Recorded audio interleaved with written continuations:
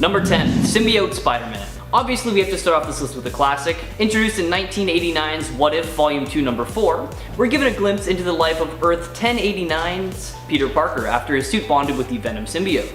In this reality, the symbiote couldn't be removed from Peter Parker even though the Fantastic Four and other heroes tried using a combination of magic and science. It ended up taking over Peter's mind and body, feeding off his adrenaline, causing him to age at a very rapid rate. Once his body couldn't sustain the symbiote any longer, it used him to possess superheroes like Hulk and even caused the death of a few others. Free from the symbiote's control, it's then revealed that Peter Parker has now aged to 85 with not a whole lot of time left. He was later found dead by Mr. Fantastic, surrounded by research on how to kill the symbiote that he was once bonded to. Although it was out of his control, Symbiote Spider-Man was considered even worse than Venom, one of the most sadistic villains in the Marvel Universe, and unfortunately he never really got that redemption. Number 9. Peter Parker, Earth 9591. Now we're all familiar with the origin story of Peter Parker, Spider-Bite leads to powers, leads to the birth of the friendly neighborhood Spider-Man, but have you ever wondered what it would look like if things took a bit of a different turn after that Spider-Bite? Well, wonder no longer, because in 1995's Ruin Number 2, we're actually introduced to a different Peter Parker who isn't so lucky. After being bitten by the radioactive spider, Peter develops a total of 0 powers and is instead infected with a mutant virus that ultimately leads to his death. This Earth never gets the chance to meet the hero Spider-Man, and instead they're given a rash and scar-covered Peter Parker who was forced to live the remainder of his life in quarantine so he wouldn't infect anyone else. I always wondered what would happen realistically after that spider bite, but man, I really didn't think it would be that dark. Number 8. Ghost Spider. Now, this is one of my favorite costumes in the Spider-Man PS4 game, so I had to add it to the list. On Earth 11,638, Peter's Uncle Ben wasn't ever murdered and actually helped him hone his skills as the Amazing Spider. Despite this, he doesn't always use his abilities and intellect for good, and thanks to the resources from his lab, Parker Technologies, the Amazing Spider found a way to bring over other Spider-Men from different universes and absorb their powers. After bringing Earth 616 Peter Parker into his universe, the Spider is convinced by him that what he's been doing isn't heroic at all. Then, when Ben is about to absorb Earth 616 Peter's powers, we see the Spider stand in the way and instead had his powers absorbed, putting his body into a comatose state and trapping his spirit in hell. Following the Sorcerer Supreme's fight with the Infernal Hulk, we see Peter given a second chance at life after he was infused with the spirits and powers of the repentant damned. Now possessing powers similar to Ghost Rider along with his Spidey powers, he awakes from his coma as the Ghost Spider and uses his second chance to correct some of the mistakes he's made already. Check him out in his first appearance in 2011's Amazing Spider-Man Annual Number 38. Number 7. Superior Spider-Man. Following an insane life that deserves a read if you're not familiar with it already, Otto Octavius transplanted his mind into the body of Peter Parker, leaving Peter in his body. Still retaining Peter's memories, he was able to trick all of Peter's loved ones into thinking nothing was wrong. Otto believed that he could be a better Spider-Man and, following the death of Peter Parker, took up the role as the Superior Spider-Man, upgrading the spider suit to better fit his needs. Many battles ensued, and then it's revealed along the way that Peter's consciousness still lived on inside his body, and after the Goblin King kidnapped Anna Maria, Otto's love interest while in Peter's body, Otto begins to hesitate to save others as he has a chance to save her and doubts he can save everyone without having time to plan. Peter's consciousness pushes him to save the child who is also in danger at the same time, and Otto realizes that Peter is more deserving of the role of Spider-Man and completely erases his consciousness so that Peter can take control of his body once more and save everyone.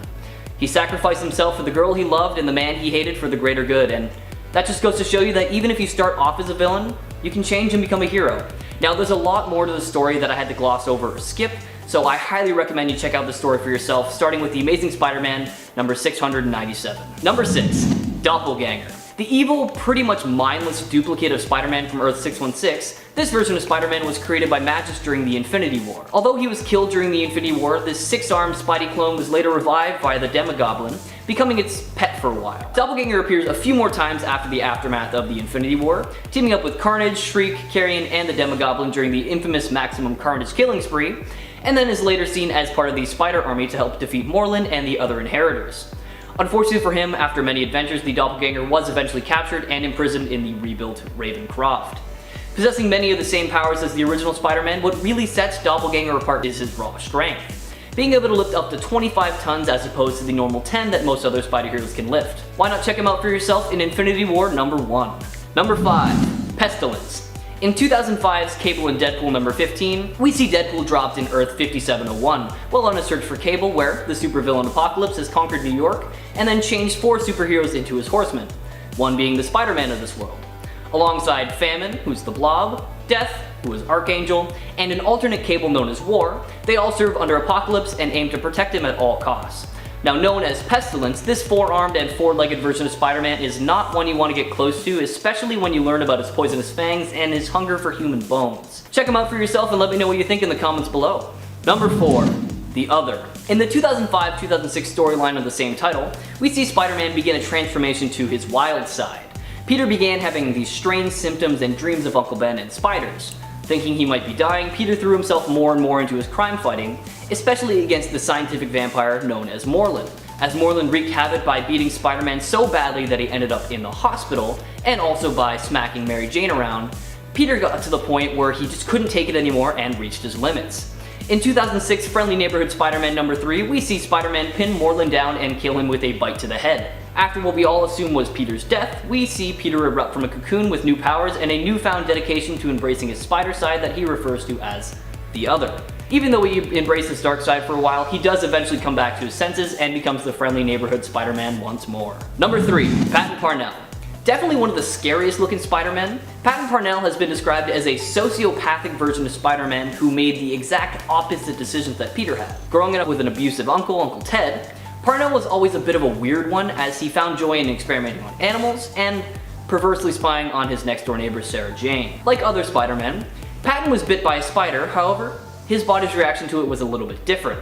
Instead of turning into a superhero, he actually gained the ability to turn into a spider-like monster and started to seek revenge on those who had treated him poorly, starting with his uncle.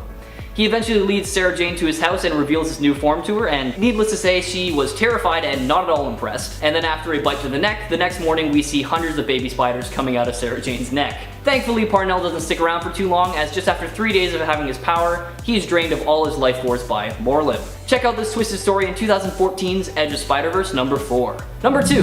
The Spider. Showcased in the Exile series, we're introduced to one of the darkest Spider-Men to date.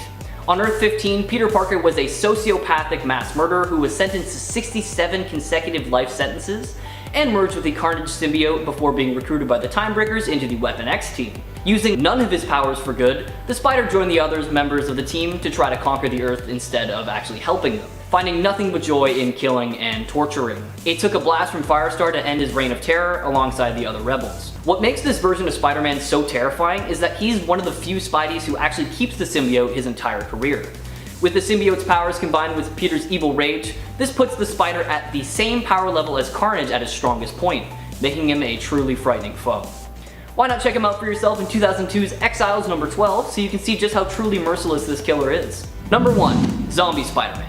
Now, not a whole lot is known about Earth 2149 Peter Parker's life before the zombie apocalypse, but it's presumed that it was similar to his 616 counterpart. On his search for the Necronomicon, the presumed source of the zombie infection, Peter ends up getting bit by Colonel America, who is a zombie at the time, and becomes infected. With his mind still relatively human, he hurries home to try and get his Aunt May and Mary Jane to safety. However, with the virus spreading quickly through his body, he winds up killing and eating them both. Alongside the other superpowered zombies, they ate almost all life on Earth until they ate Galactus, which granted them all the powers of the Power Cosmic, which they used to travel the universe, eating other worlds in their endless search for more food. After 40 years of eating worlds, they finally returned to Earth, still hungry to find Reed Richards' dimensional portal so they could finally continue their quest. However, Spidey noticed that his hunger was completely gone. Regaining his sense of justice, Spidey alongside some other good zombies found themselves locked in a battle with the other zombie heroes, trying their very hardest to convince them that their hunger was also gone and they could become heroes once again. Now, there is a whole lot more to the story of Spider-Man, and I could honestly talk about it for hours. This entire zombie universe is amazing. So if you're interested in hearing the rest of the Spidey's redemption story, why not let me know in the comments below and maybe we'll dedicate an entire video to it. If you want to read the story for yourself, why not check it out in Ultimate Fantastic Four number 22 and Marvel Zombies vs. Army of Darkness number 1. Number 10. Speed Demon. Coming to us from the Amalgam Universe, a parallel universe that is composed of mashups of some of our favorite Marvel and DC characters that was unfortunately destroyed thanks to the cross-multiveral conflict, comes Blaze Allen, a combination of Barry Allen and Johnny Blaze. Once a stunt rider working at a carnival, Blaze Allen becomes the Speed Demon following the death of his wife at the hands of the evil Night Spectre. He was convinced by Merlin to bond with the demon known as Etrigan, and from there, the entity known as Speed Demon was born. Granted the abilities of Ghost Rider, including his fiery powers as well as super strength, Speed Demon is not actually all that fast despite his name and lineage. While the character is a formidable fighter and an all-around powerful being, he falls very short in the speed department, especially compared to all the other speedsters. There have been other characters that have taken up this mantle, including both Jay Garrick and Wallace West. However, all of their abilities seem to be similar to the originals. Check out Blaze Allen for yourself, starting with his first appearance in 1996's Speed Demon #1. Number 9. Deceased Flash. Now a member of the anti-living, Barry Allen, formerly known as the hero The Flash, is exactly what you think he is, a zombified speedster. When the anti-life equation begins spreading worldwide, Barry went into hiding alongside Kid Flash, until they were found by Superman and Green Lantern. Leaving Wally in their more than capable hands, the Flash sped off to the Daily Planet where he encountered an infected Giganta. Thankfully though, she was taken down with a blast to the head from Cyborg. Soon after, we see the Fortress of Solitude turned into a shelter for the uninfected heroes. However, an infected Martian Manhunter was able to make it through, and not only did he kill Lex Luthor by just ripping him in half, he infected the Flash with a scratch to the back as well. Barry immediately ran out of the fortress because he didn't want to hurt or infect anyone else, and it didn't take long for him to become fully infected, and he started attacking the remaining survivors all across the world. He was finally stopped by Superman after the two collided into each other at full force, killing the speedster right then and there, but not before he was able to infect the Man of Steel. Give this storyline a read for yourself, starting with 2019's Deceased #1. Number 8. Barry Allen Out of Time. Hailing from a possible future, this iteration of the Flash is a much darker Barry Allen from 20 years in the future. This future Flash first appears in the Flash Annual Volume 4 #3 as a broken man. Reeling from the death of a close friend and fellow speedster Wally West, Future Flash travels backwards through time on a crusade to murder all the former enemies he deems responsible for West's death, hoping to somehow change the future. His actions only widen a tear in the Speed Force, however, and the once hero ultimately decides to use a present-day Barry Allen's energy to seal the rift, proving his superiority in a one-on-one battle against himself. Because apparently the Flash is like a fine wine and only betters with age, the pair are soon interrupted by the arrival of Wally West. Able to take on both speedsters at once, Future Flash's actions caused the one thing he began his quest to stop: the death of Wally West. Give the storyline a read for yourself, starting with the Flash Annual Volume 4 #3, and let me know what you think of it in the comments below. Number 7. The Rival. Real name Edward Clare, the Rival is the archenemy of the Golden Age Flash, Jay Garrick, and is one of the oldest speedsters around. Clarence was a professor at the university Jay Garrick went to and believed that he had the know-how and means to recreate the speed formula that gave Jay Garrick his powers in the first place. He was able to develop a drug derivative of the same formula called Velocity 9, and after taking it himself he gained the powers a speedster would have. However, he found out that they were only temporary. He became the criminal that he is because his findings were rejected by his fellow science peers, and decided then to don a darker version of Jay Garrick's costume and commit crimes under the name The Rival. After losing to the Flash the first time, the Rival resurfaced a couple months later, and during his battle with the Flash, he was somehow able to reach light speed and just vanished and was stuck traveling through the Speed Force until he was pulled out by Johnny Sorrow. Check him out for yourself in his first appearance in 1949's Flash Comics #104. Number 6. Dark Flash. Walter West is essentially an identical version of Wally West, just from another timeline, with their two histories mirroring each other's up until one certain point. Walter's version of Linda Park, the girlfriend/wife of Wally, is killed during a battle with Cobra. Turning him into a very bitter speedster and eventually the Dark Flash, Walter develops an authoritarian zero-tolerance policy for criminals, going so far as to cruelly maim them if they denied his actions and got in his way. Eventually, Walter learned that the love of his life was still alive and well in another timeline, and he set out to defeat Wally West and completely replace him. Able to easily take on his alternate timeline counterpart, Wally, who is often considered the fastest character to take up the Flash mantle, which further extends the parallel between the two. Check him out for yourself, starting with his first appearance in 1999's Chain Lightning finale, Finish Line. Number 5. Johnny Quick. A member of the Crime Syndicate of America, an evil version of the Justice League hailing from Earth 3, Jonathan Allen is Johnny Quick, the Flash of this universe. After conquering the entirety of Earth 3, the Crime Syndicate of America decided to abandon their Earth to terrorize and take over Earth 1 and 2. It took the combined efforts of the Justice League and the Justice Society of America to stop them, although unfortunately for everyone that wasn't the end of their reign of terror. Now Johnny was initially depicted as being slower than the Flash, however he figured out a way to make up for his shortcomings by developing a helmet that vastly increased his top speed while also deepening his relationship with the Speed Force, making Johnny Quick more than a match for the Flash. Since then, Johnny has shown tremendous command over the Speed Force, defeating countless superheroes in a matter of microseconds in the Forever Evil storyline. It was only after Alexander Luthor, aka Mazza, stole his power that he met his end. Check him out for yourself, starting with his first appearance in 1964's Justice League of America #29, or feel free to skip ahead to his newer iteration starting with 2013's Justice League Volume 2, #23. Number 4. The Red Death. Once the hero of Gotham, Bruce Wayne from Earth -52 was forced to seek more extreme approaches to prevent crime after losing all of his Robins. Coming to the conclusion that he wasn't quite fast enough to fight crime, Bruce set his eyes on the Flash, deeming himself more worthy of the Speed Force than Barry Allen, which is pretty presumptuous, but okay, whatever floats your boat. After defeating Barry, Bruce strapped him to the front of the Batmobile and drove them both into the Speed Force using the power of the Batmobile combined with the Cosmic Treadmill. The two merged together and Batman became the Red Death, using his new powers to kill instead of just stopping crime, much to Barry's dismay as his consciousness was still very much alive in Bruce's head. Like all of the Dark Knights of the multiverse, the Red Death represents one of Batman's fears, this one being losing members of the Bat family and his love for them and regret for those he failed. His dialogue and his Speed Force infection also imply he might represent Batman's fear of old age slowing him down as well. Check him out in his first appearance in 2017's Dark Days, the casting, number 1. Number 3, Reverse Flash. No, we're not talking about Eobard Thawne, we're going to be looking at the second Reverse Flash, Daniel West. Daniel ran away from home at an early age because of his abusive and drunk father, and by the time he was 18, he had fallen into the wrong crowd and was a small-time thug. All he wanted more than anything was to mend his relationship with his sister Iris, but after his first attempt he was thwarted by the Flash and sent to jail for 5 years. When he got out, he wanted nothing more than to kill his abusive father because he felt that was the only way he could make amends with his sister, and gained his Speed Force powers that allowed him to travel back in time after a monorail crashed, and from then on he called himself the Reverse Flash and killed anyone who had a connection to the Speed Force so that he could drain their power. It got to the point where the only two left with a connection to the Speed Force were the Flash and Iris West, and Daniel was able to go back in time to attempt to kill his father. However, it didn't really work out, because his younger self and Iris caught him in the act. He then realized the error of his ways and turned his powers over to the Flash, who set everything right once again. Check out this Reverse Flash for yourself, starting with his first appearance in 2012's The Flash, Volume 4, number 0. Number 2, Black Flash. They say death eventually catches us all, but what happens when you're too fast even for death itself? Well, that's where the Black Flash comes in.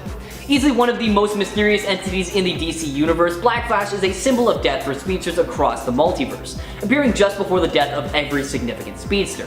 Able to easily keep pace with the fastest beings in existence, it seems death really is impossible to outrun, even for speedsters. The Black Flash first made an appearance when Wally West seemingly cheated death by using his speedster powers to escape the inevitable. When the Black Flash realized he needed a human host to properly function, he chose Linda Park as his host. After Flash Rebirth brought back Barry Allen from the dead, he also noticed that the Speed Force was changing him, and it was revealed that the Reverse Flash's actions had mutilated the Speed Force and was turning Barry Allen, its avatar, into the Black Flash itself. The entity that could turn any speedster to dust just by touching him. The current host of the Black Flash mantle is Eobard Thawne, aka the Reverse Flash. Check out this Horseman of Death for yourself, starting with 1998's The Flash, Volume 2, number 138. Number 1, Godspeed. August Hart was the former detective partner of Barry Allen. August was the only witness to Barry's accident that turned him into the Flash, so while going after a criminal organization called the Black Hole, August was struck by lightning during a Speed Force storm in Central City. He became the Flash's quote-unquote partner, but in secret. August became the ruthless vigilante known as Godspeed, and got his revenge on who he suspected to be his brother's killer. Godspeed is basically what the Flash would be if Barry Allen had one bad day. The Flash refrains from using his lethal force, but Godspeed doesn't at all. Godspeed's argument is that Central City would have been a much safer place had the Flash shown some bloodlust. He proves this point when he kills Eobard Thawne, aka the Reverse Flash, who didn't have any speedster powers at the time. Thawne did get his revenge eventually though, because after Barry brings back Thawne via time travel, that Thawne kills August. Man, keeping up with that whole time travel and speedster thing is so tough. Either way, Godspeed is one of the most deadly and dangerous enemies the Flash has ever had to race against. Check him out for yourself, starting with 2016's The Flash Rebirth Volume 2, number 1. Number 10, Deadpool Dinosaur. Deadpool Dinosaur is a version of Deadpool that is a T-Rex. The main thing that indicates his Deadpool-ness is that he's wearing a Deadpool mask and is part of the evil Deadpool Corps. The evil Deadpool Corps are a group of villainous Deadpools originally led by an alternate Deadpool, DREADPOOL. They aim to eliminate all Deadpools across the multiverse. Deadpool works to stop them and annihilate this villainous group in the story Deadpool Kills Deadpool with the help of his own good team of Deadpools, known simply as the Deadpool Corps. Deadpool Dinosaur is accompanied by his own Moon Boy, who looks a lot like Logan in the face, if I'm being honest. Is this just me noticing this? This version of Moon Boy also fights from Deadpool Dinosaur's saddle with a big gun. The two are basically an alternate version of Moon Boy and Devil Dinosaur, with of course some Deadpool mixed in there. Number 9. Deadpool. This version of Deadpool is basically a combination of former evil AIM leader MODOK and Deadpool himself. One can assume he has the brilliant mind of MODOK but also has the brilliant fighting skills of Deadpool, even with his tiny, disproportionate arms. Not only does Deadpool seem to fight with swords, but he also has 2 turret firearms on his head. While MODOK stands for mental organism designed only for killing, Deadpool supposedly stands for destructive engine of assassination, despite panpygoptosis, obsessed with opponent liquidation.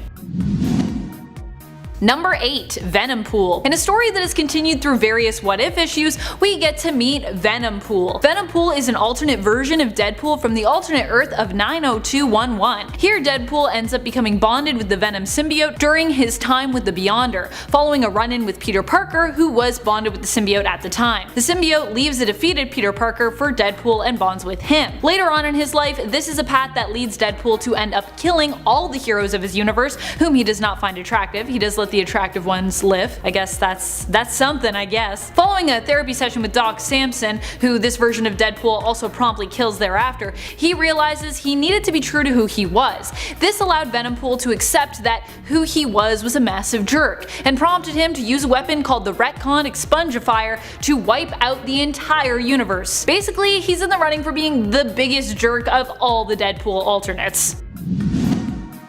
Number 7. Cesspool. We don't know that much about Cesspool. Like many of the darkest alternates of Deadpool, Cesspool was part of the evil Deadpool core. What we do know of him is that he has a terrifying appearance and mutation. He's completely covered in mouths with a razor-sharp teeth and uses these to try and devour his opponents. Yipes. This is like something straight out of a horror movie. Number 6. Galactipool. This alternate version of Deadpool was too dark for even main continuity Deadpool himself. Galactipool shows up just as we thought the fight was coming to a close between the Deadpool core and the evil Deadpool core. Galactipool is a combination of Galactus and Deadpool, and Wade wondered where in the heck the evil Deadpool core even found an alternate like this Galactuspool. Fortunately, despite him likely having I guess some kind of intense cosmic power, alternate Deadpool, Lady Deadpool, manages to defeat Galactipool using the Deadpool core ship B. Arthur. Sadly, this was the end of B. Rest in peace, B. Number 5. WOLVERINEPOOL. What happens when you take Deadpool and Wolverine and mix them together? You get WOLVERINEPOOL. WOLVERINEPOOL comes from the alternate Earth of 1946. WOLVERINEPOOL is the Ultimate Weapon X program weapon. He is a version of Wade Wilson who had adamantium bonded to his skeleton. He belonged to the evil Deadpool core and was killed during a fight with the non-evil Deadpool core. It is assumed that he of course has a healing factor, but not one strong enough to regenerate himself when reduced to just a skeleton, and likely a healing factor that was weaker than both the main continuity Wolverine and the main continuity Deadpool. Number 4. REDTOOL. REDTOOL is actually not from an alternate Marvel universe, but is actually from DC Comics. Oddly enough, while Marvel's Deadpool was created by Rob Liefeld and Fabian Nicieza to be a parody of DC's Deathstroke, DC then decided to themselves parody Marvel's own parody of their character, creating REDTOOL, who is a parody of Deadpool. He's a parody of a parody. Still, just because we are stuck in a weird perpetuation of parody doesn't mean that REDTOOL has to be a super light and fun character. Although he kind of is that too. REDTOOL is dark in the fact that he only fights with tools, including power tools, making his physical conflicts also appear a lot more gruesome than his Marvel counterpart. And he doesn't have a healing factor, instead he just can't feel pain, due to having a part of his brain removed, which also makes him somehow even more disturbing of a character than Marvel's Deadpool. Pretty impressive actually. Good job, DC.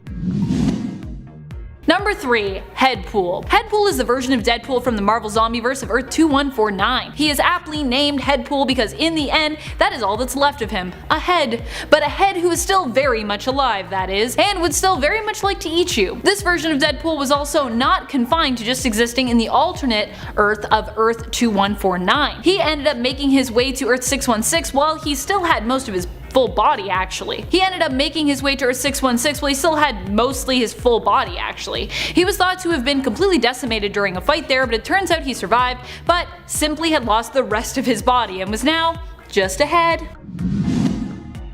Number 2. DREADPOOL. One of the darkest alternates around, DREADPOOL is the version of Deadpool who appeared in Deadpool Kills the Marvel Universe. He is from the alternate Earth of 12101, where he was driven even more insane than he already is. A therapist known as Dr. Benjamin Brighton attempted to brainwash Deadpool so he might use him for his own means. However, this failed, and instead ridded Deadpool of his standard inner voices, replacing them with a single voice. This voice in his head seemed fully aware that nothing in the Marvel Universe was actually real, and encouraged Deadpool to free everyone from this fictional prison or fictional reality by killing them all off, which Deadpool then proceeded to do. Basically, DREADPOOL is from Deadpool's darkest timeline. Number 1. Evil Deadpool. Evil Deadpool is an alternate Deadpool from the main reality of Earth 616. He is sort of a Franken version of Deadpool, who was created by the deranged and psychotic Dr. Ella Whitby. Ella Whitby accidentally helped to create him from storing bits and pieces of Deadpool's body, which had been lost throughout his life while he fought. She collected these because she was obsessed with Deadpool. She was also madly in love with Wade. Though they were stored in her fridge, they were likely part of her shrine of collectibles of Deadpool. In the end, Deadpool found these parts in her fridge and tossed them out. As they thawed in the garbage bag he disposed of them in, they came to life and rejoined together to create Evil Deadpool. A version of Deadpool that is evil and just an all-around complete jerk for the sake of being one, whose fighting skills rival the real Deadpool and who also has a backwards arm, which actually proves to be surprisingly useful in fights for him. Number 10. Dark Claw. One of the coolest looking hero matchups to come out of the Amalgam universe in my opinion. The hero known as Dark Claw is a combination of Batman and Wolverine named Logan Wayne. Like our familiar Batman, Wayne witnessed his parents' murder at a young age and then was sent off to live with his uncle in Alberta. However, that did not last very long because his uncle was murdered as well and Wayne was sent to live in a home run by nuns. Once old enough, he enlisted in the Royal Canadian Air Force alongside a man named Creed H. Quinn, and the two of them were submitted to the Weapon X program, aka the Canadian Super Soldier program. It was there that the Wolverine half of this character came to be, as it was here he learned of his metamutant powers and had his bones fused with adamantium. Quinn, however, was not so lucky because through the course of the experiments he grew more and more insane and would eventually become the Hyena, a combination of Sabretooth and the Joker and Dark Claw's greatest enemy. Equipped with the powers of Wolverine and the vast knowledge of Batman, Dark Claw is a truly awesome character, so check him out for yourself in his first appearance in 1996's Marvel vs. DC number 3.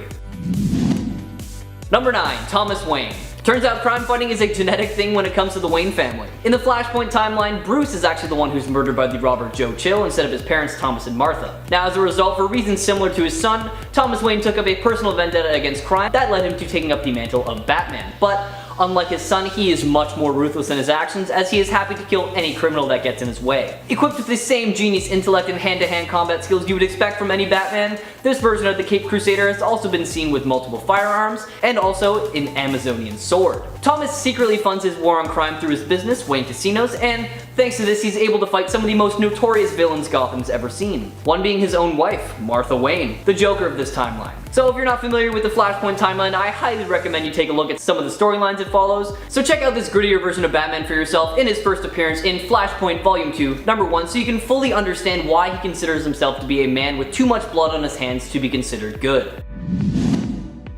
Number 8. Grim Knight. This version of Batman is from the Dark Multiverse and serves under the Batman Who Laughs as basically a gun for hire, acting as his second in command. In his timeline, Bruce's origin story is pretty much the same as his Prime-Earth counterpart, however, he kills Joe Chill right after the murder of his parents when Chill drops his gun and gives him the opening. For the next several years, Bruce traveled the world honing his skills as an assassin and eventually returns to Gotham City to strike fear into the criminals' hearts as this universe's Batman. He has done some truly terrible things, such as making Jim Gordon watch as he made 2 highly explosive blimps crash into both Arkham Asylum and Blackgate Penitentiary, or when he tortured Mayor Harvey Dent with radiation until he was allowed to put up surveillance cameras all over Gotham. Sure, all that made Gotham a much safer place, but there was definitely a better method to it. With a full arsenal of weapons hid around the city of Gotham and on his person, the Grim Knight is truly merciless and not someone you want to mess with. First appearing in 2019's The Batman Who Laughs Volume 2, Number 1, Grim Knight truly shows how dark a Batman who kills can be. Number 7. Damian Wayne. Now let's jump to a possible future here for a second and take a look at a version of Damian Wayne who took up the mantle of Batman in Bethlehem. In this possible future, Bruce Wayne retired as Batman and Dick Grayson took up the mantle. However, he was killed by some explosive Jokerfish and Damian stepped up to the plate as Batman. Unlike his father and Dick Grayson, Damian's Batman in this future is more willing to injure and kill opponents if he judges it necessary to do so, and this is pretty easy for him to do because he has always been pretty violent and definitely has the know-how to take down anyone and anything. Now, it's heavily implied that in this possible future, Damian made a literal deal with the devil, exchanging his soul for immortality and the healing abilities he felt he needed to protect Gotham. And he felt this had to be done because he couldn't measure up to his predecessors, being his father and Dick Grayson. Using the city of Gotham as a weapon itself by setting traps throughout it, we've seen this Batman go up against the likes of Two-Face in order to save a young Terry McGinnis, who he eventually takes under his Batwing, training him to become the next Batman. Why not check out this possible future for yourself in 2007's Batman number 666.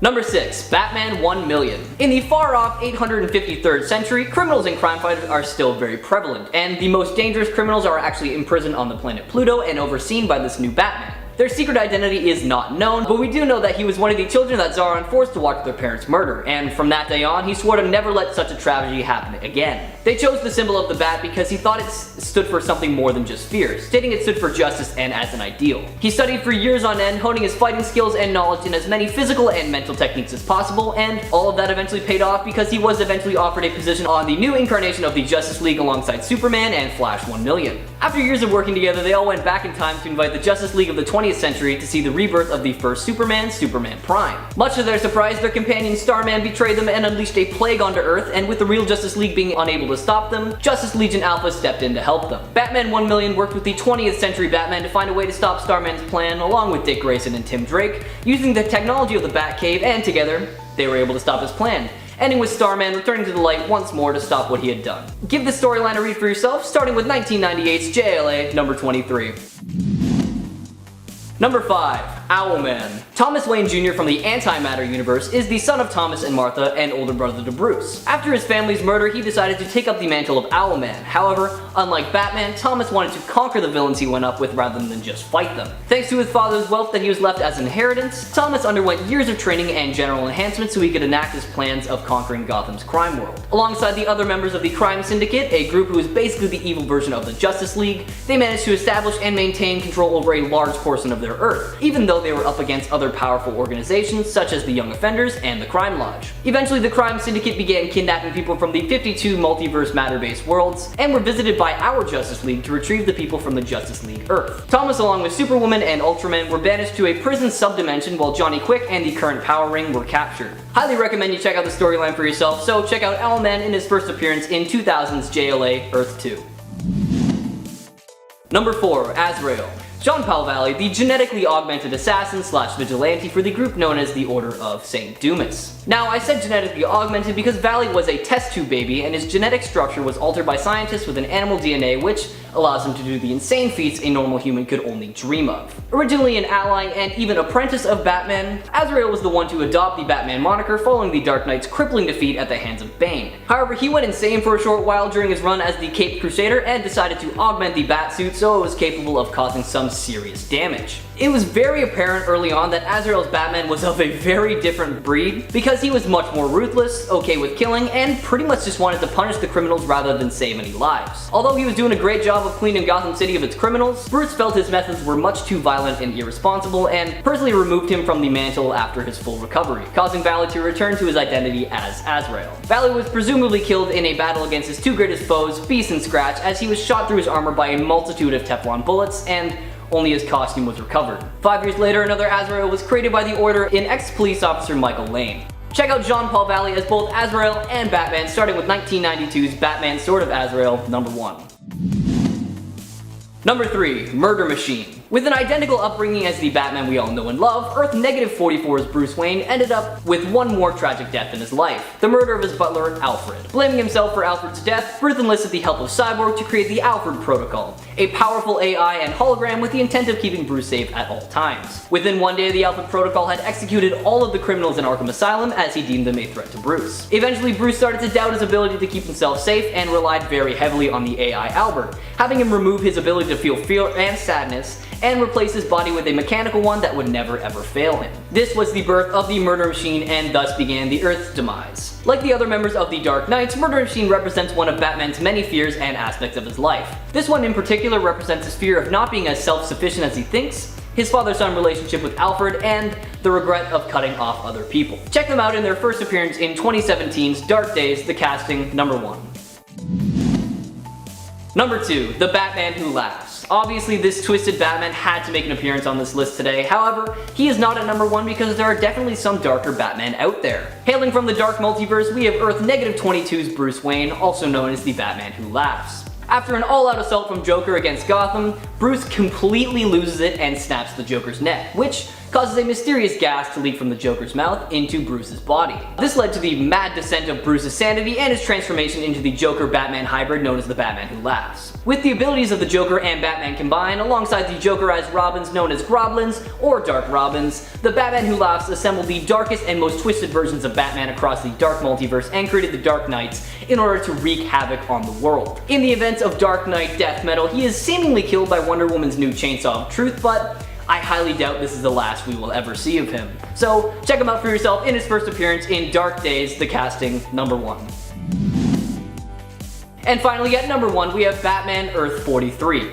Now, not a whole lot is known about this Batman's life prior to his introduction, but it can be assumed that it was similar to the Batman origin we're all familiar with. You know, parents' death leads to training, leads to becoming Batman and fighting the likes of the Joker, the Riddler, etc. After discovering that the most famous vampire Dracula is still alive and operating in Gotham City, Bruce realizes that his recent dreams were the result of him being visited by Tanya, another vampire who was once under Dracula's control. Tanya had actually been biting Bruce but hadn't been taking any of his blood. She was instead infusing him with vampiric powers without destroying his humanity. Thanks to these new powers, Batman now possessed some incredibly enhanced senses, super strength, and more alongside his immense knowledge of hand-to-hand combat. With enough power to now kill Dracula, Batman confronts and kills him by impaling the vampire on a tree. However, this win came at a serious cost because Dracula was able to completely drain Batman of all his blood, effectively completing his transformation into a vampire. Fast forward a little bit and we see our vampiric Batman put into a coma thanks to a stake to the heart after his bloodlust and rage causes him to drain the Joker of all his blood. Alfred eventually awoke his master later on because Gotham City was overrun with criminals. However,